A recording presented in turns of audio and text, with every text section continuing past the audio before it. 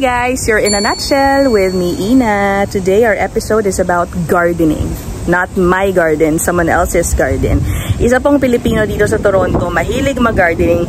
At ngayon, pinakikinabangan niya ito dahil sa taas ng presyo ng bilihin. So, ang binibili na lang daw niya ngayon sa grocery ay mga karne, isda, his proteins. But his vegetables, mainly dito na po sa kanyang garden. Hindi lang yan obviously he enjoys gardening, it's his hobby. Napapakinabangan niya ito dahil naging negosyo na rin niya, a small business. He sells some of his plants, he sells some of his produce. So tara, puntahan natin si Kuya Joe. Kuya! Oh, hi! Hi! Si Kuya Joe din po ay na-interview ko na dati tungkol sa kanyang Pinoy Buy Nothing Facebook group. Siya po yung moderator doon. Ako, dahil sa Facebook group na yan, napakaraming mga Filipino immigrants dito sa Toronto na nakakakuha ng mga libreng gamit. Siyempre, hindi lang namin napag-usapan doon na hobby niya ang pagtatanim. O ayan o, ito ang bubungad sa'yo pagpasok mo sa kanyang garden. Look at these tomatoes, diba? Ang gaganda. Meron siyang malalaki at mga cherry tomatoes. Tikman mo yan, napakatamis nito. Can I? Yeah. Mahilig ako dyan ready mo na, napakatamis ng dilaw. Ang damis! Diba sa'yo? Ngayon, tumikim ka ng pula. Sabi mo sa akin kung sino mas matamis, yung dilaw o yung pula, kumuha ka. Para siyang matamis na grapes na ewan. Yeah, tapos napaka-tasty. Ikumpara mo lang kung ano sa tingin mo.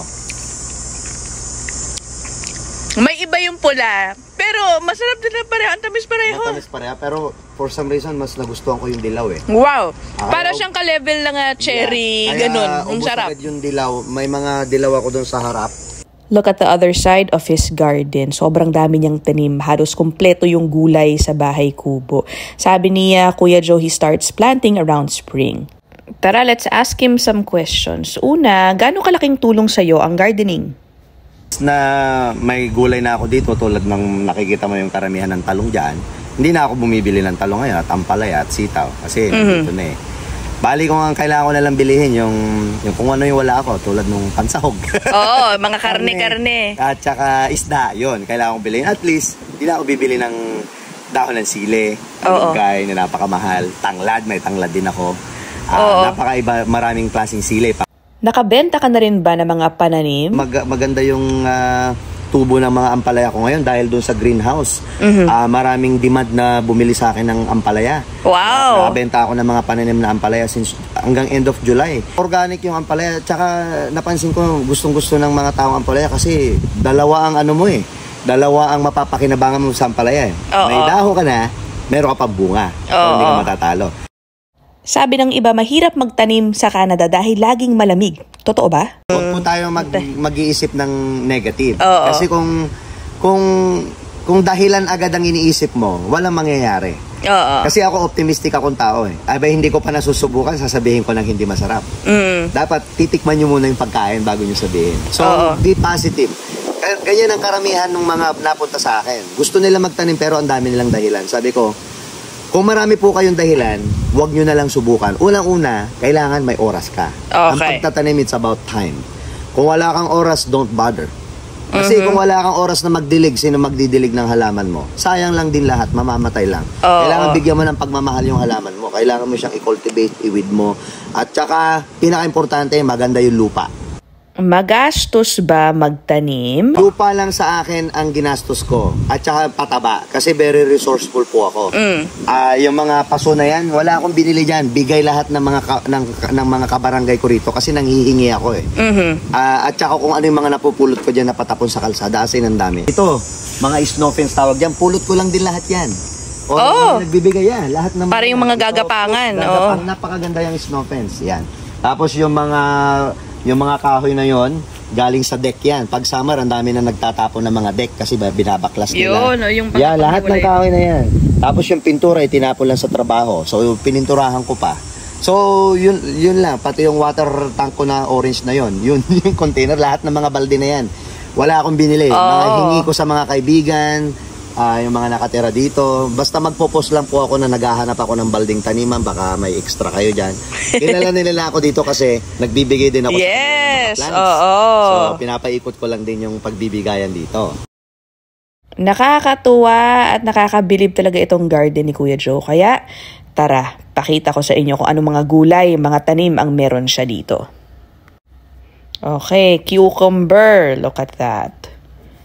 Ito naman, mga kangkong. Dalawa daw yung uri ng kangkong niya dito. Yes, dalawa pong variety ito. Ay tatawagin ko na lang to na matabang kangkong. Kasi totoo naman matataba sila. Tignan mo yung dahon niya.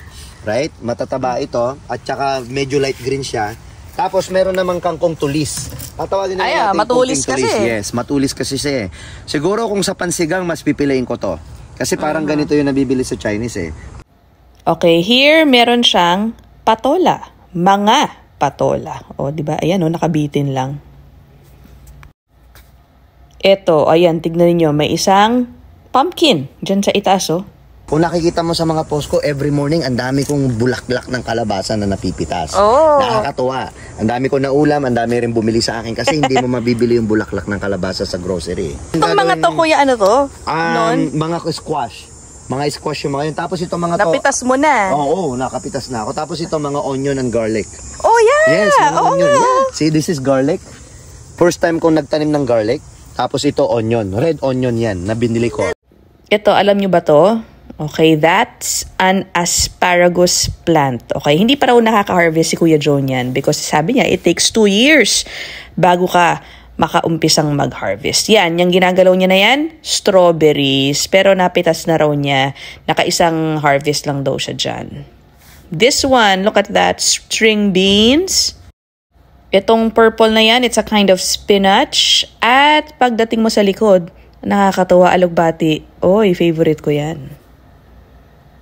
Wow, I've never tried green eggplant. Eggplant, native from my hometown, from San Narciso, Zambales. Ang seeds nito, nirequest ko pa sa ate ko. Talagang paborito ko to. Napakasarap niyang ilaga lang, isaw-saw sa bagoong, napakatamis. Dalawang klase din yung talong ko. Meron ding talong na green na pabilog. This one, look at that. See? Patikman kita. The best na iprito, napakalasa niya. Ito, more green onions. Alam mo, may tanglad rin eh. Hindi ko lang yata na kunan. Ito ang the best, okay? Magtanim ka nito, next year babalik na naman. Kasi naglalaglagan na yung ano nila, ito na yung mga bunga nila. Egyptian onion. Egyptian onion. I actually learned. They look like shallots, but no. Mamamatay na to, pero ito, pag bumagsak sa lupa, there's a new onion. Nakita mo to, namatay, tumubo lang, oh. Singkamas. And this one is sa Ilocano, parda.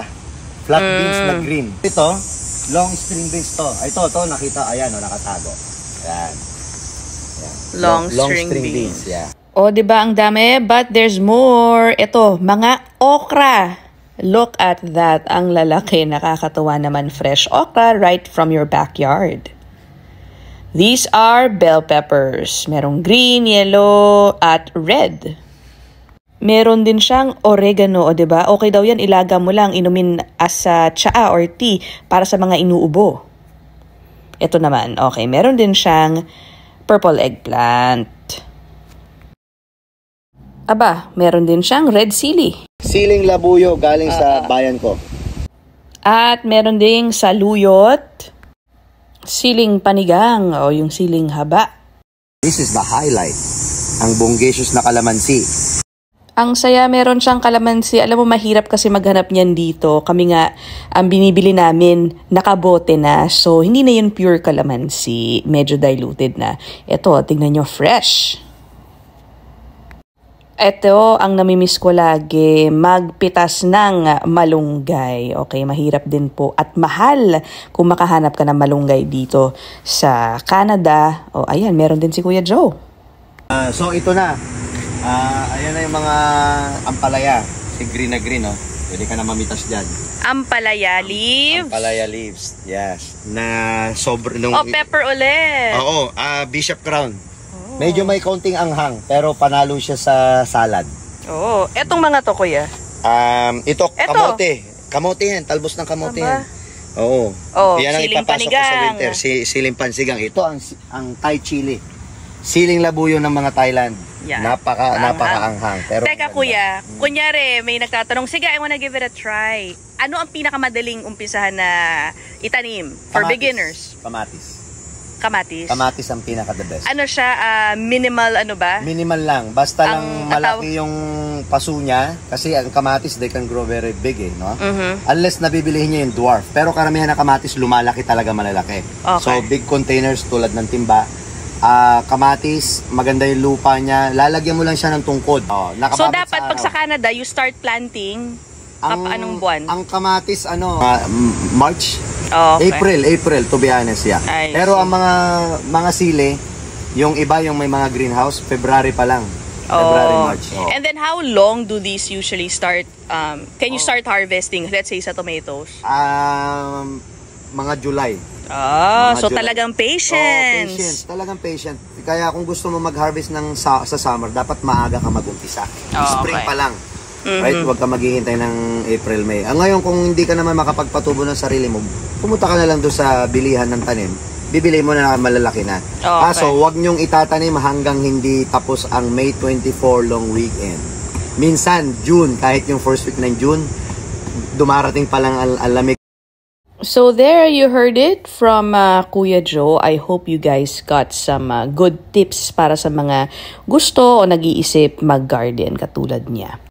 Thanks Kuya Joe sa pabaon mo rin sa aming mga gulay. Napakarami niya pong pinauwi sa amin. At yan, meron pa kaming isang tanim, sili plant. Tignan natin, sana maalagaan namin ng asawa ko. What do you have there? Ay, hindi kita binigyan ng tomato? onions, no? What is this? Ito na, pag pumunta ka dito. Thank you, Kuya Joe. Thank you, Kuya Joe. No